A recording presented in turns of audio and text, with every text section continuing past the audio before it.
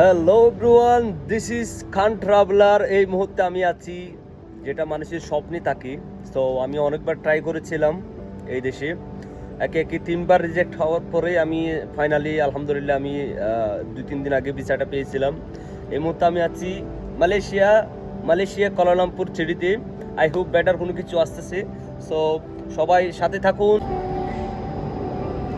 Malaysia হচ্ছে আমার 10তম দেশ। এর আগে আমি 9টা দেশ ভিজিট করেছি। তো এটা আমার 10তম দেশ ছিল এবং আমি একে একে 3বার রিজেক্ট হওয়ার পরে হচ্ছে ভিসাটা পেয়েছি। সো যারা নতুন আসবেন তাদের মেসেজটা হচ্ছে এই যে, রিসেন্টলি বাংলাদেশ সরকার থেকে যারা নতুন মালয়েশিয়াতে আসবে কাউকে ঢুকতে দিবে না। পুরাতন পাসপোর্ট নিয়ে যেতে পারেন যারা পুরাতন আগে আসছিলেন, যারা আগে এখানে ভিজিট করেছিলেন এর আগে, বা যারা ওয়ার্কার কাজে আসতেছেন তারা আসতে পারবেন। কিন্তু যারা নতুন একদম 2-3টে দেশ ভিজিট করার পরে মালয়েশিয়ার ভিসা পাওয়ার পরেও কিন্তু ইমিগ্রেশন আটকাবে। এটা 100% শিওর।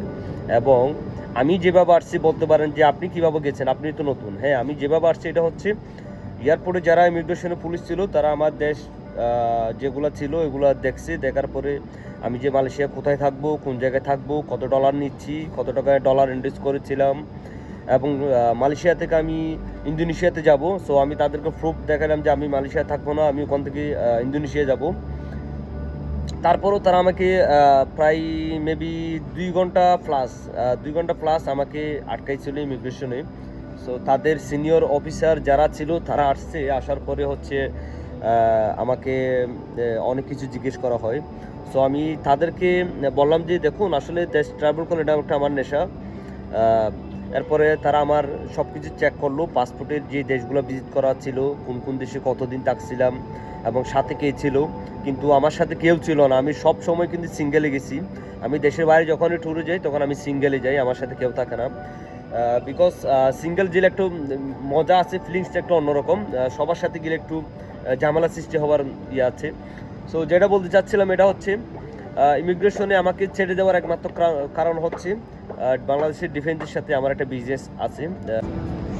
সো মেসেজটা হচ্ছে এই যে, শুধু বাংলাদেশে না, এটা আপনাকে যদি বাংলাদেশ থেকে ছেড়ে দেওয়া হয় এরপরেও কিন্তু মালয়েশিয়া এয়ারপোর্টে কিন্তু আপনাকে হ্যারাসমেন্টের শিকার হতে হবে। যারা নতুন পাসপোর্ট দাঁড়িয়ে আসবেন আপনাদেরকে একটা ফর্ম দেওয়া হবে, ওই ফর্মে আপনার সব কিছু নিজেরই রেডি করতে হবে, অন্য কেউ আপনাকে হেল্প করবে না। যার কারণে বলবো আপাতত হোল্ডে রাখেন যারা আসতে চাচ্ছেন। আমি আসছি আজকে 6 তারিখ 7 মাস 2024 সালের এই ভিডিওটা, এটা যারা নতুন তাদের জন্য বলবো। সো এটা হচ্ছে ফাইনাল কথা। আপনারা আসেন না, আসলে হয়তো বা এমন হতে পারে রিটার্ন টিকিট, আপনার যে টিকিটটা নষ্ট হতে পারে, বা আপনি এসে হয়তো বা দেখা যাচ্ছে আপনাকে বাংলাদেশের ইমিগ্রেশন আপনাকে আটকাবে, বা বাংলাদেশ থেকে একটু আপনাকে ছেড়ে দিল, বাট মালয়েশিয়া এয়ারপোর্টে এসে কিন্তু আপনাকে দেখা যাচ্ছে যে মালয়েশিয়া ইমিগ্রেশন কিন্তু আপনাকে আটকাতে পারে। সো যার কারণে যারা নতুন আসবেন তারা আসবেন না, আপনারা পুরাতন যারা আছেন তারা আসতে পারেন। নতুন পাসপোর্টধারী বাংলাদেশে এই মালয়েশিয়াতে না আসার জন্য সবার কাছে অনুরোধ রইল।